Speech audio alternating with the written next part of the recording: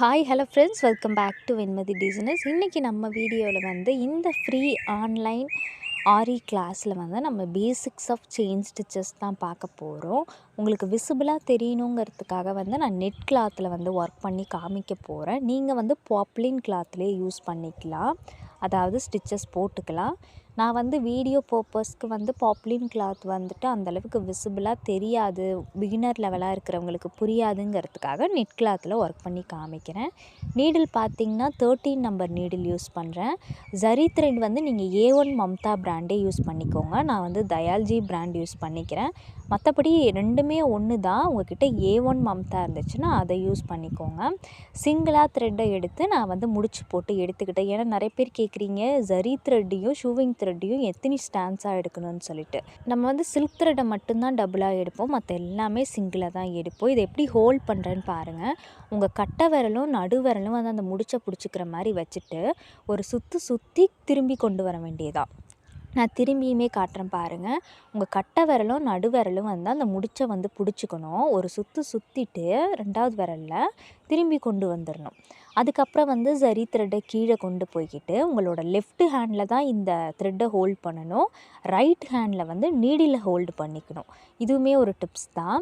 Next வந்து நம்ம வந்துட்டு அந்த லைன் போட்டுக்கலாம். இந்த மாதிரி நான் வந்து ஸ்மால் சைஸ் ஸ்கேல் எடுத்திருக்கேன். நீங்களும் அந்த ஸ்மால் சைஸ் ஸ்கேலோட ஹைட்டுக்கு ஏற்ற மாதிரி நீங்கள் ஒரு லைன் ட்ரா பண்ணிக்கோங்க. நீங்கள் ஒரு பிகினராக இருக்கீங்க அப்படின்னா இந்த டிப்ஸை மறக்காமல் ஃபாலோ பண்ணிக்கோங்க. அந்த ஸ்கேலில் இருக்கும் இல்லையா இன்ச்சஸ், ஆஃப் இன்ச்சஸ், அந்த ஆஃப் இன்ச்சஸை வந்து நீங்கள் வந்து அந்த லைன் மேலேயே மார்க் பண்ணிக்கோங்க. இது எதுக்காக அப்படின்னு பார்த்தீங்கன்னா, நீங்கள் ஒரு பிகினர் இப்போ தான் நான் ஆரி ஒர்க்குள்ளே வந்து செயின் ஸ்டிச் நான் கற்றுக்க போகிறேன் அப்படின்னா வந்துட்டு இந்த மாதிரி மார்க் பண்ணி நீங்கள் செயின் ஸ்டிச் போடும்பொழுது உங்களுக்கு ரொம்பவே பர்ஃபெக்டாக வரும். பட் ஆனால் நம்ம ப்ளவுஸில் வந்து இந்த அளவுக்கு லென்த்தில் போடவே மாட்டோம். ப்ராக்டிஸ்க்காக மட்டும்தான் நான் வந்து இந்த மாதிரி உங்களுக்கு சொல்லி கொடுக்குறேன். ஸோ வந்து இதே மாதிரியே நீங்கள் வந்துட்டு மார்க் பண்ணி எடுத்துக்கோங்க. இப்போ ஃப்ரேமுக்கு கீழே நான் ஃபஸ்ட்டு அந்த ஹேண்டில் ஹோல்ட் பண்ண சொன்ன மாதிரியே உங்களோட லெஃப்ட் ஹேண்டில் வந்து அந்த த்ரெட்டை வந்து ஹோல்ட் பண்ணிக்கோங்க. ரைட் ஹேண்டில் வந்து நீடில் ஹேண்டில் பண்ணிக்கோங்க. இப்போ நம்ம வந்து கீழே வந்து அந்த இதை வந்து ஹோல்ட் பண்ணிட்டோம். நெக்ஸ்ட்டு உங்களோட டைரக்ஷனுக்கு ஏற்ற மாதிரி தான் அந்த துளிப்புங்கிறது இருக்கணும். அந்த துளிப்புங்கிறது தான் அந்த ஹூக்கோட அந்த மாற்ற இடம். இப்போ நான் பாருங்கள், நீடில் கீழே இறக்கிட்டு அந்த ஹூக்கோட அந்த முனையில் நான் இது மாதிரி த்ரெட்டை மாட்டி விட்டுட்டு மேலே எடுக்கிறப்போ ஒரு ட்விஸ்ட் பண்ணி எடுக்கிறேன். அப்போ தான் நம்மளால் எடுக்க முடியும். நம்ம ட்விஸ்ட் பண்ணாத எடுத்தோன்னா நமக்கு நீடில் வந்து அவ்வளோ சீக்கிரம் வெளியில் வராது. திரும்பி நீடில் கீழே இறக்கிட்டு கீழே ஒரு சுற்றிக்கிட்டு மேலே எடுக்கும்போது ஒரு ட்விஸ்ட்டு. பிகினர் லெவலில் உள்ளவங்களுக்கு இது தெரியவே தெரியாது, மேலே எடுக்கும்போது ஒரு ட்விஸ்ட் பண்ணி எடுக்கணும் அப்படின்னு சொல்லிட்டு. கிளியராக வீடியோ பாருங்கள்.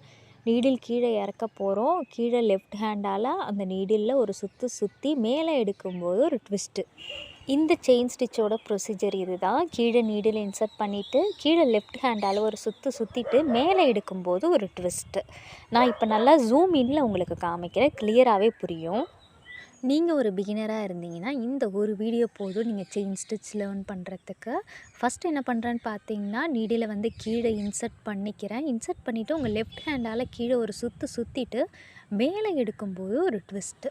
ஏன்னா வந்து நிறைய பேருக்கு பிகினர் லெவலில் இருக்கவங்களுக்கு இந்த ஒரு விஷயந்தான் தெரியவே தெரியாது. மேலே எடுக்கிறப்ப அந்த ட்விஸ்ட்டு கொடுக்காம நீங்கள் இழுக்கிறப்ப தான் வந்து அந்த கிளாத்தோட நூலுமே சேர்ந்து வர மாதிரி இருக்கும்.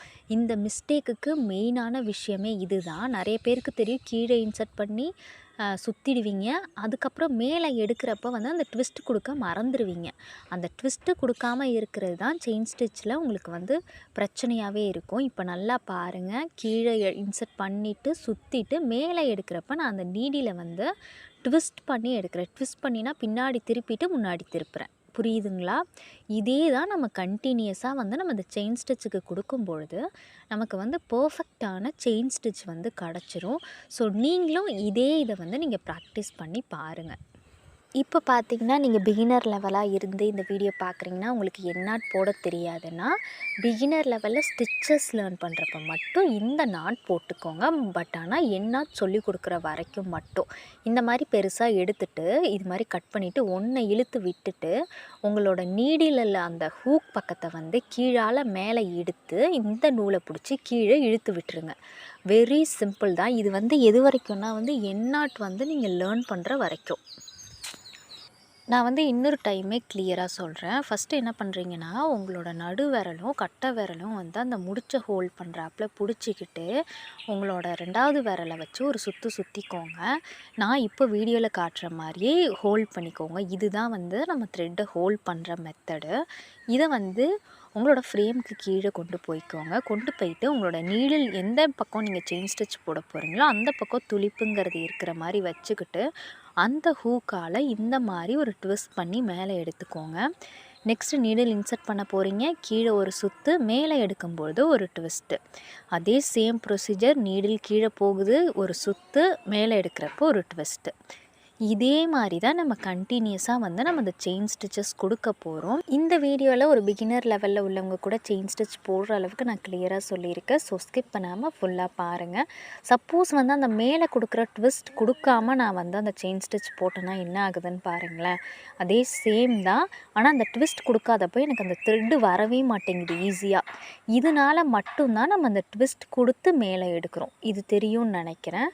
ஸோ அந்த ட்விஸ்ட் கொடுக்குறப்ப நமக்கு கரெக்டாக வரும். ட்விஸ்ட்டுங்கிறது ஒன்றும் கிடையாது, பின்னாடி திருப்பி முன்னாடி திருப்ப போகிறோம், அவ்வளோதான். நீங்கள் என் நாட் வந்து ப்ராக்டிஸ் பண்ணுற வரைக்கும், அதாவது உங்களுக்கு சொல்லி கொடுக்குற வரைக்கும் இந்த நாட் போட்டு நீங்கள் செயின் ஸ்டிச் ப்ராக்டிஸ் பண்ணிக்கலாம். ரொம்பவே ஈஸியாக இருக்கும். ஆனால் என் நாட் தான் வந்து நம்ம பர்ஃபெக்டாக போடுறது, இது கிடையவே கிடையாது.